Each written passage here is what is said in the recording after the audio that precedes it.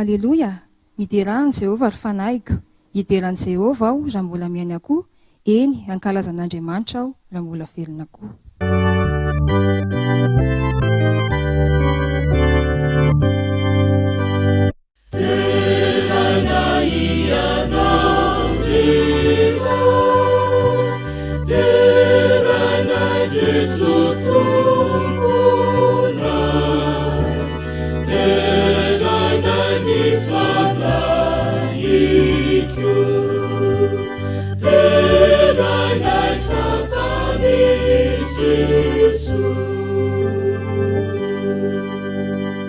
Andriamanitra rainay tsara indrindra ny an-danitro.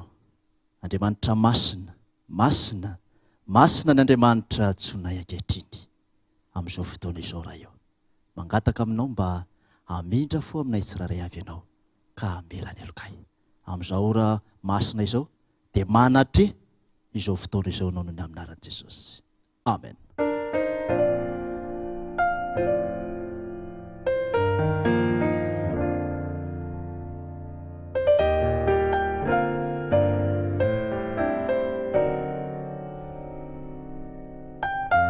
Amin'ny fofeny fitiavana sy fifaliana no entinay hiara-bananao tratra ity sabata masina ity. Ny rariana dia engany mba hitondra soa sy fanambinanao anao izany sabata izany. Ho masiky ny fifarabantsika dia andeha isika hifanofahofantanana.